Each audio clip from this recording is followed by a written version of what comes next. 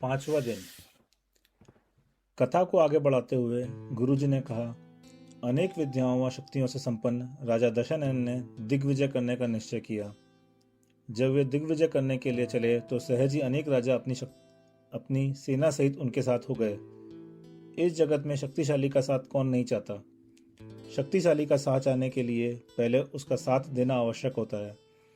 इस प्रकार उन राजाओं के सहयोग से दशानन ने राक्षस वंशी और वानर वंशी अनेक बड़े राजाओं को अपने वश में करने के उपरांत शक्तिशाली सम्राट इंद्र पर आक्रमण करने का उद्देश्य से आगे प्रस्थान किया और पाताल लंका के पास डेरा डाला। दशानन के बहनोई खरदूषण उस समय पाताल लंका के राजा थे। उन्होंने दशानन का जोरदार स्वागत किया और सफलता की कामना करते हुए दिग्विजय के संयोग के लिए अपनी इच्छानुसार रूप बदलने की शक्ति रखने वाले 14,000 विद्याधर योद्धा उन्हें समर्पित किए और स्वयं भी उनके साथ हो लिए। दशानन ने उन्हें प्रमुख सेनापति के पद पर नियुक्त किया। इस प्रकार दशानन के साथ 1,000 अक्षौणी विद्याधर सेना थी।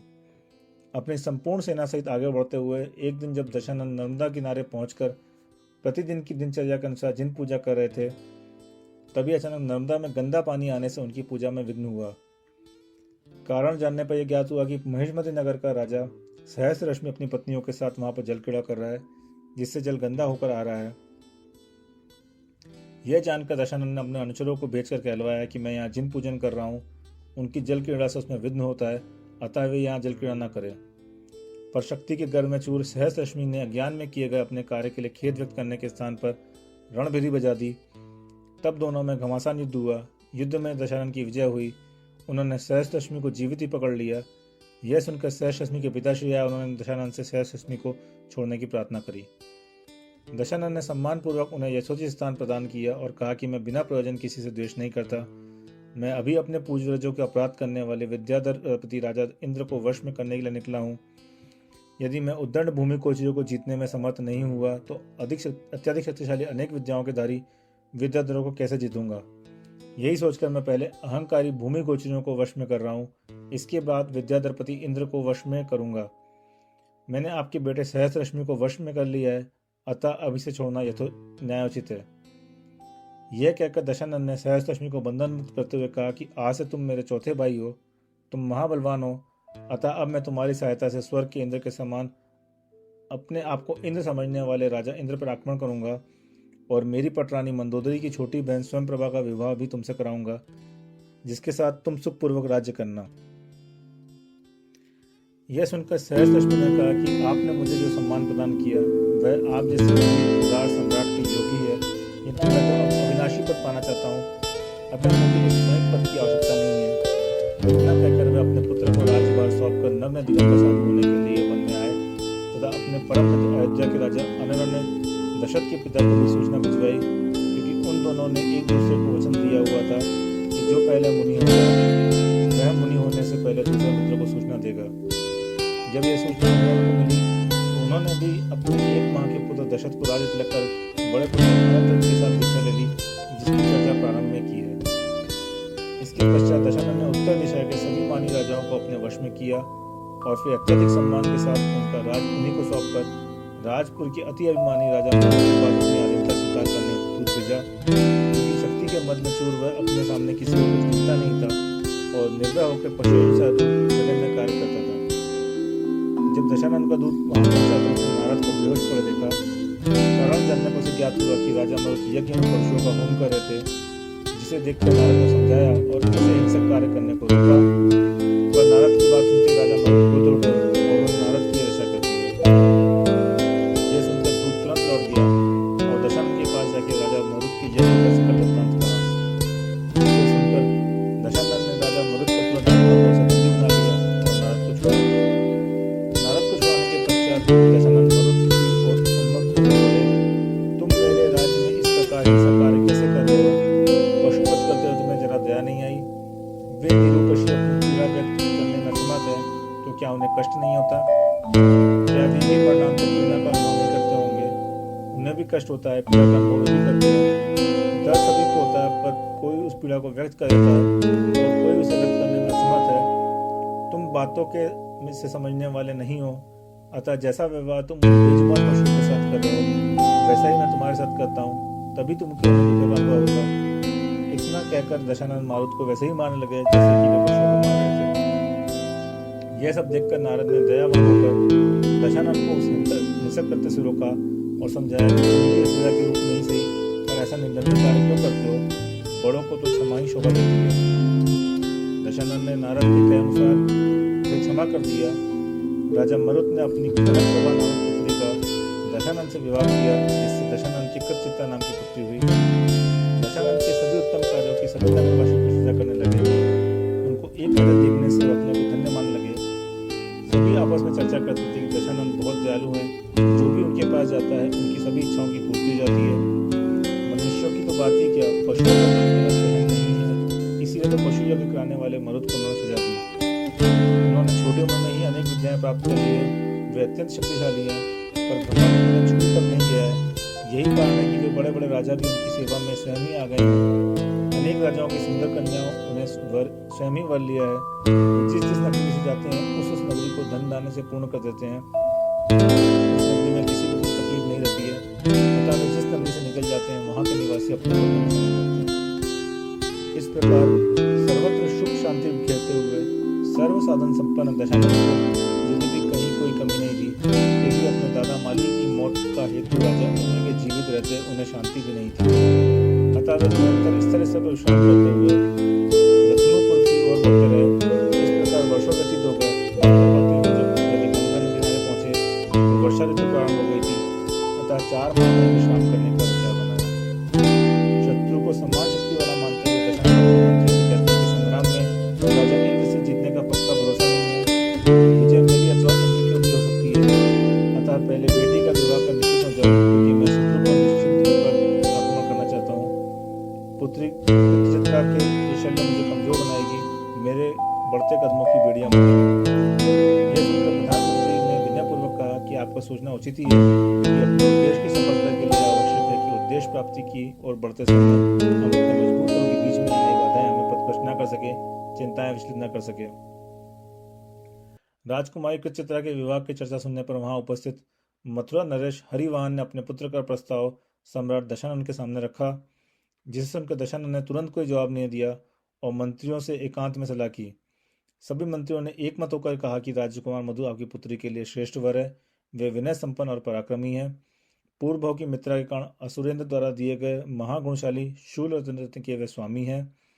यह शूल रत्न कभी व्यर्थ नहीं जाता। यदि शत्रु सेना की ओर फेंका गया तो हजारों शत्रुओं के नष्ट कर स्वामी के हाथ में वापस आ जाता है। अतः इस शूल रत्न को पाकर राजकुमार मधु अजेय हो गए हैं। इस प्रकार मंत्रियों की सम्मति सूचक सलाह पाकर व राजकुमार मधु को योग्य जानकर दशानन ने गंगा नदी के किनारे ही उनका विवाह संपन्न किया और बेटी की तरफ से निश्चित होकर उन्होंने इंद्र से युद्ध के लिए कूच किया। इस प्रकार धीरे धीरे रत्नपुर की ओर बढ़ते हुए वे 18 वर्ष में कैलाश पर्वत पहुंचे। वहां दशानन ने बाली मुनि का स्मरण किया व जिन मंदिरों की वर्णना की। राजा इंद्र को जीतने वाले की इच्छा करने वाले दशानन को पास में आया जानकर दुलकपुर के लोकपाल नौकुंवर ने राजा इंद्र के पास सूचना भेजी। उस समय इंद्र पांडुक वन की वंदना को जा रहे थे। अतः भक्ति में लवलीन चित्त इंद्र ने शत्रु की ओर ध्यान दिए बिना लोकपाल नलकुंवर को नगर की रक्षा का भार सौंप दिया और स्वयं भगवान के दर्शन करने चले गए। नलकुंवर ने अपने राजा की आज्ञा अनुसार विद्यामयी वज्रशाल नामक कोट बनाया, जिसकी चारों दिशाओं में भयंकर सांप लिपटे हुए थे। शत्रु का प्रवेश उसमें दुर्लभ था। दशानन के गुप्तचरों ने जब इस मायामयी की कोट की सूचना दी तो वे उसे तोड़ने का उपाय का विचार कर ही रहे थे, क्योंकि नलकुंवर की पत्नी उपारंभा की दासी दशानन के पास स्वामिनी का संदेश लेके आई। उसने दशानन से कहा कि मेरी स्वामिनी बालपन से ही आप में अनुरागी है, पर अंतराय कर्म के उदय से अब तक उन्हें आपका साथ प्राप्त नहीं हो सका। अब पुण्योदय से आप समीप आ गए हैं, इसलिए। दशानन ने बात पूरी सुने बिना ही कान पर हाथ रख लिया और वे बोले, यह तुम कैसी बातें कर रही हो? यह काम पापमय है। यदि राजा ही ऐसे कार्य करे तो फिर प्रजा को दंडित कैसे करेगा? मैं पर नारी को प्रेम दान देने में असमर्थ हूँ। जिस शासन की आज्ञा है कि पर से विधवा हो या सधवा हो या वैश्या हो या सर्व ही पर नारी सर्वथा काल सर्वथा त्यागने योग्य है। तब विभीषण बीच में ही बात काटते बोले, भैया इधर 1 मिनट में ही बात सुनो। और उन्होंने कान में फुसफुसा कहा कि राजाओं को साम दाम दंड भेद की नीति का व्यवहार करना चाहिए। अतः इस समय नलकुंवर की पत्नी का प्रस्ताव मत ठुकराइए, क्योंकि यदि नलकुंवर की पत्नी आपके वश में हो गई तो वह हमें कोर्ट भेजने का उपाय अवश्य बताएगी, जिससे हमारी विजय का मार्ग प्रशस्त होगा। समझदार को इशारा ही काफी होता है।